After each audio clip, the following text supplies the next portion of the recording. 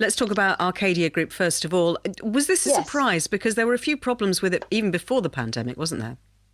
There was. And when we talk about this situation, obviously we understand there's still clarity needed to understand exactly what's going to happen, because Arcadia still are denying the fact that the potential push into administration is going to happen. But that's what's reported is going to potentially be the case. It would challenge 13,000 jobs across our high streets, which I think is, again, a very significant number. It's not the first time we've been talking about tens of thousands of jobs being potentially affected this year. But the Arcadia empire has had challenges prior to COVID, pre-COVID.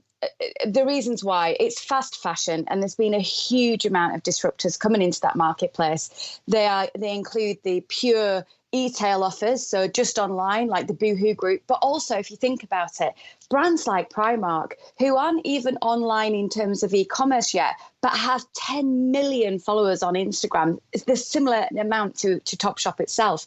And I think that just shows that the conversation, the language, the way that younger people want to buy the clothes, Topshop and the brands associated in the Arcadia Group had started to just come off the pulse of how fast fashion really worked for a new marketplace, and had become quite expensive in the mix as a quick fashion option.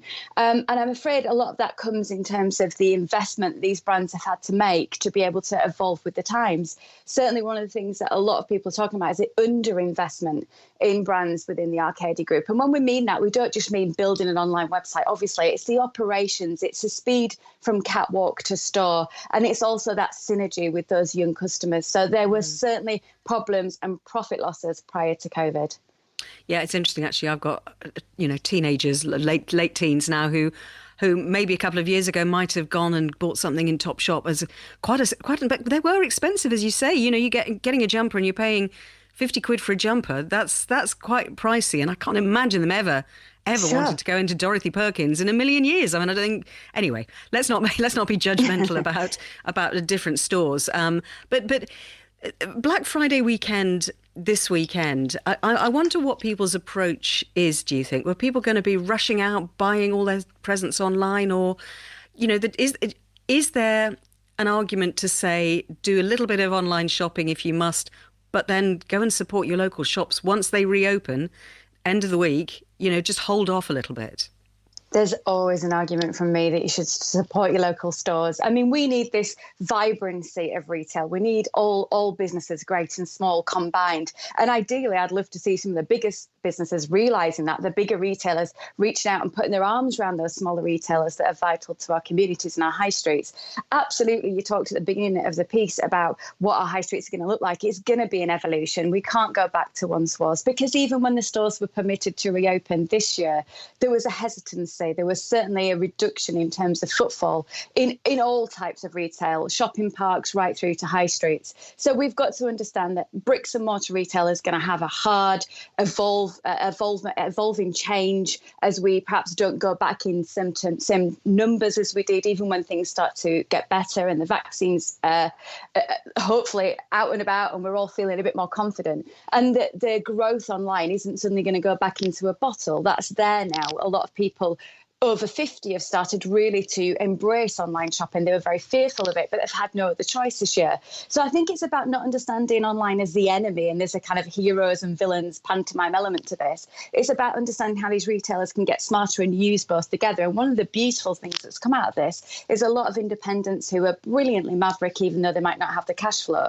have started to bring technology into their offers too, and understand how they can have an online offer as well as a traditional bricks and mortar offer. Yeah, we're going to talk to the boss of eBay in the UK after 7 o'clock as well, just to talk about the fact that quite a lot of smaller shops have set up a presence on eBay too, as a kind of a way to get into that market. But will the and we talk about the high streets looking different after the pandemic.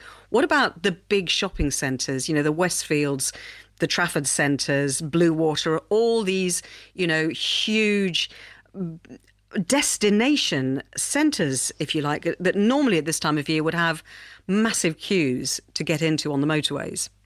It's a huge repurposing exercise. You just can't have big boxes full to the brim of retail anymore. And they understand that. I think maybe they've felt that the answers could be in a bit of hospitality, more food and beverage, maybe some beauty treatments here and there. But we're probably going to have to think really smart about this. You know, things like the sort of UK social mobile scene in terms of the sporting, places to be, places to have community, places for our children to feel safe. I mean, can I go as bold and basic as really great toilet facilities and accessibility in our high streets and our shopping centres would be really a great place in terms of investment too. So I think we can still have places to be. They're just not going to be pure hang your hat on it retail. And retail itself's got to get smarter. I think that's why you've heard about brands like Next and Marks and Spencer's taking the foot off the gas when it comes to things like Black Friday. There'll always be promotion within retail and there'll always be marketing periods of sales. But I think there's also got to be this understanding that for longevity and survival, it's got to be working smarter really and working with the customers to understand products, service, speed of service, things that really matter to people in this new generation, this new future that we're all going to find ourselves in. Because COVID-19's been a disruptor, but it's created change that I think in the long term will actually streamline a lot of businesses and probably make them healthier for the customers and also their finances. Can I just quickly make a point at the end, Kate, and just put this to you as well, because it's easy to talk about the kind of big beasts, isn't it, which we're going to be doing this morning, obviously in respect of Arcadia, but we're going to be speaking to the head of eBay in the UK later on in the programme as well, which will be an interesting conversation. But one thing that we have all seen amazing examples of, and it's a kind of hat tip, really, above all else, particularly from the hospitality industry, I think, during all of this, is just that entrepreneurial spirit during all of this. Time and time again, the way that businesses have been able to pivot, just adapt and change, which has been remarkable in a way that they haven't had to do probably for, decades. I swell with emotion when I talk about micro and small businesses because they are so important. Let me put it simply, because I know you guys are sports lovers. The small business is going to be the one that supports your child's football team kit. It's going to be the one that gets a prize in there for those charity auctions that you need for your local fundraiser.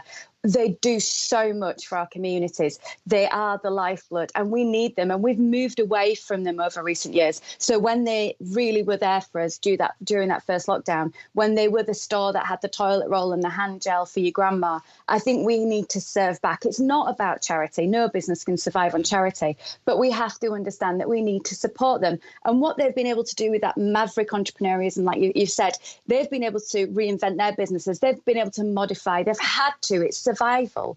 And in doing that, they've really found a new generation of customers. One of the great things we saw this year on social media was that conversations about shopping local went up 111% through the summer. Let's hope that people actually put those words into deeds. That's a very good note to end on, I think. Kate, thank you so much. Kate Hardcastle, retail and consumer expert.